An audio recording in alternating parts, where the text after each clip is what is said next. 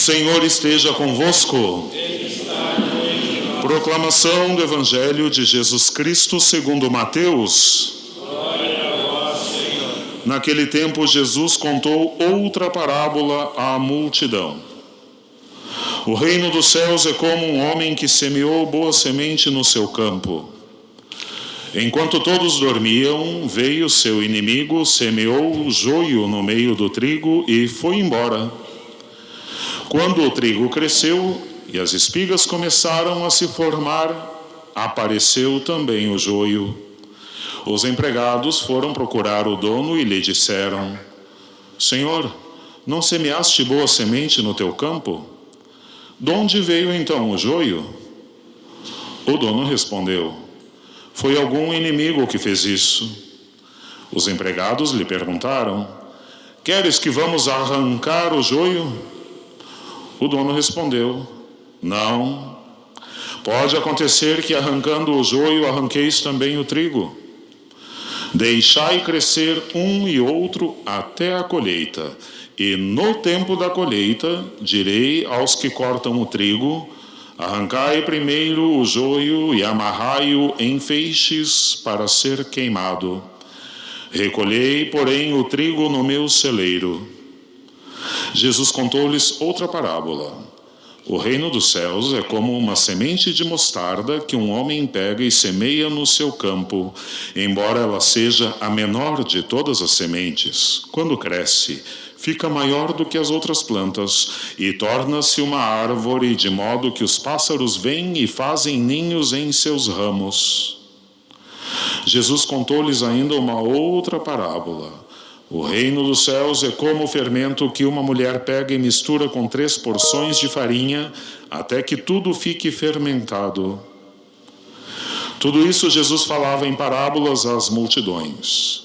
Nada lhes falava sem usar parábolas, para se cumprir o que foi dito pelo profeta: Abrirei a boca para falar em parábolas.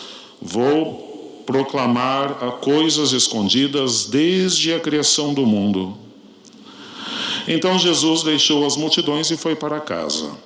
Seus discípulos aproximaram-se dele e disseram: Explica-nos a parábola do joio.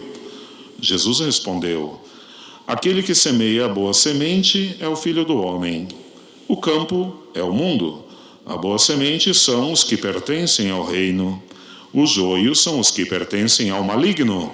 O inimigo que semeou o joio é o diabo. A colheita é o fim dos tempos. Os ceifeiros são os anjos.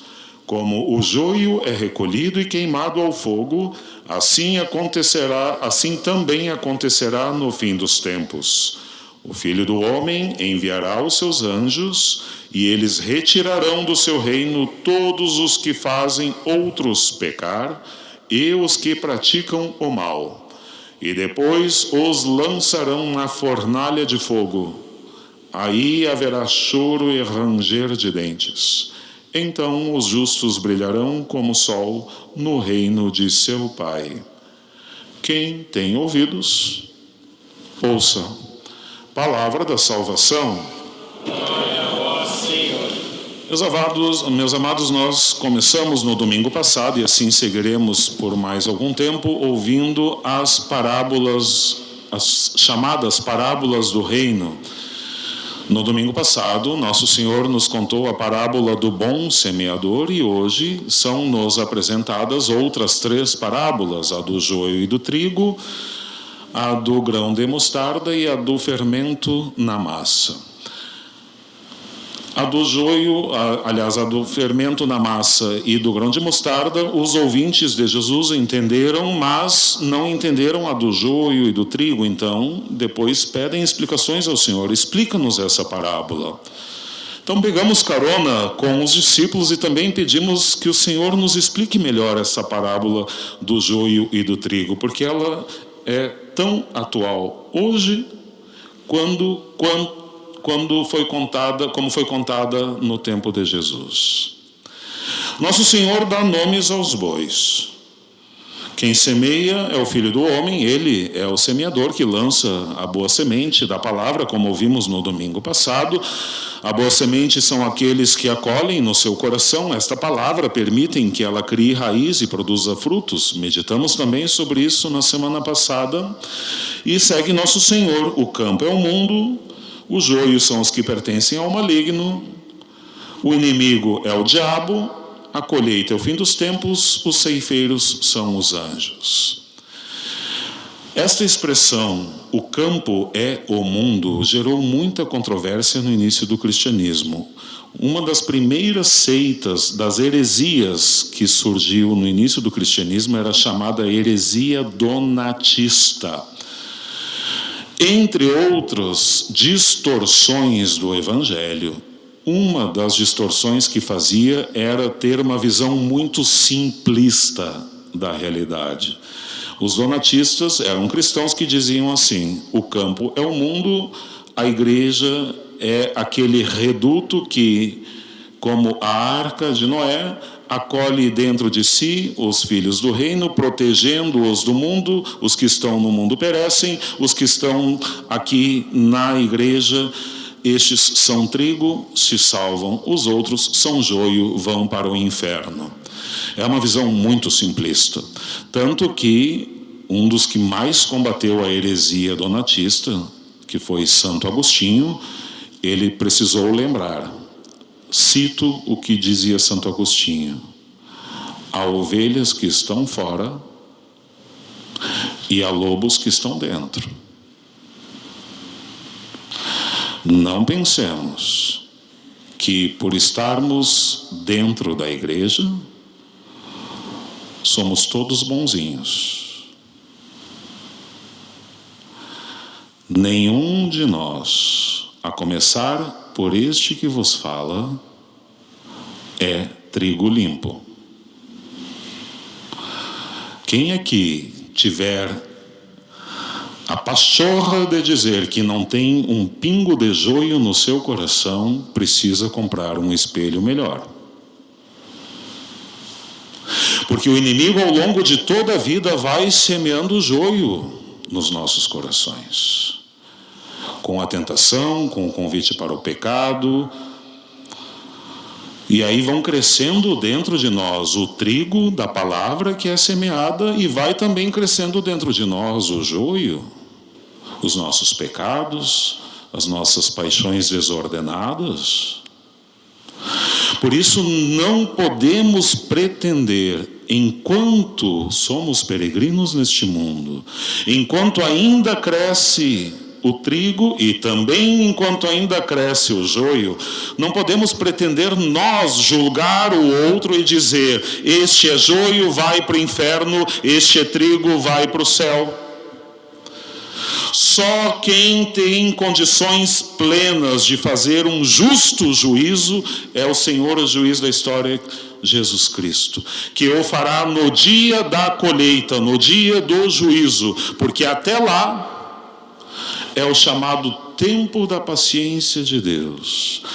Tempo que Deus concede para que nos convertamos, para que deixemos crescer mais o trigo que é semeado e sejamos vigilantes para que o inimigo não semeie no nosso coração o joio. E é preciso ter isto muito claro, meus amados, porque é muito fácil cair na tentação de julgar o outro como bom ou como ruim. Dizer: esses aqui são os bons, aqueles ali são os ruins. Esta tentação que teve ali o servo do Senhor: queres que arranquemos o joio? Jesus disse: não. Porque pode acontecer, porque o joio e o trigo são plantas tão parecidas, só o que vai diferir uma da outra são os frutos, mas as plantas são parecidas. Então é preciso esperar os frutos, é preciso esperar a colheita, porque se quiser arrancar um, pode acontecer que arranque o outro. E essa tentação de querer nós fazermos o juízo e separar o joio e trigo sempre foi perigosa na história civil e na história da religião. Lembremos aquele episódio quando Jesus não foi aceito, não foi acolhido, se não me falha a memória, em Cafarnaum. Tiago, apóstolo, pergunta: queres que mandemos descer fogo do céu para acabar com essa gente? Jesus diz: calma lá. O Filho do Homem não veio para condenar, ele veio para salvar. E essa tentação de querer acabar com o joio antes da hora da colheita, ela acontece, repito, muitas vezes na história civil e na história religiosa. Na história da igreja já aconteceu por ocasião das cruzadas, aconteceu por ocasião da Inquisição. Não presta fogo, não presta morte. E por estes pecados, São João Paulo II pediu perdão por ocasião do jubileu do ano 2000. Mas na história civil também acontece. Quando Hitler classificou os que não prestavam e que precisavam ser mortos, quando Stalin fez o mesmo, e essa semana quando o presidente diz que aqueles que não concordam com ele têm que ser, o cito, extirpados. Essa tentação é muito perigosa. Arrogar para si o direito de decidir quem tem que viver e quem tem que morrer, quem presta e quem não presta. Quando nós vamos aprender com a história? Quando nós vamos aprender com a história? Meus amados, nós vivemos no tempo da paciência de Deus. E se quiséssemos extirpar do mundo os maus, não sobraria nenhum de nós aqui. Nenhum para contar a história. Porque todos, em maior ou menor grau, temos alguma maldade no nosso coração. Todos temos trigo e joio dentro do nosso coração. Quem vai separar uns e outros é Deus, no fim dos tempos, no dia do juízo. É Ele que consegue enxergar mais profundamente na alma do que nós mesmos. Todos nós, diuturnamente, recebemos aí o joio que o diabo vai semeando. Todos nós, a cada domingo, quando viemos à missa, recebemos o trigo da palavra e da Eucaristia. Ambos vão crescendo dentro de nós. Cabe-nos a vigilância para não permitir que o joio cresça e suplicarmos a Deus a graça de deixar florescer o trigo, para que no dia do nosso juízo haja em nós mais trigo do que joio. Somente 2 pessoas que pisaram este mundo foram trigo 100% limpo. Nosso Senhor e a bem-aventurada Virgem. Peçamos então a ambos, ou melhor, peçamos ao Senhor, por intercessão da bem-aventurada Virgem, a graça da vigilância contra as semeaduras do inimigo e a graça da paciência. Pobres de nós, se Deus, aquele de quem se diz no Evangelho, é amor, é paciência, é perdão, aquele de quem se diz na primeira leitura que domina, ele é tão forte que precisa dominar a própria força para não acabar de vez com essa patifaria que é o mundo, para que com santa paciência espere que nos convertamos e nos tornemos pessoas melhores e sejamos salvos. Qual é a mãe que não espera isso para um filho, se por acaso o filho está no mau caminho? Quererá a mãe pensar assim: esse meu filho é que não presta, que morra? Ou quererá a mãe que se converta e se salve? Que Nossa Senhora nos dê um coração mais semelhante ao dela, um coração de mãe, um coração paciente, um coração misericordioso, um coração vigilante. Amém.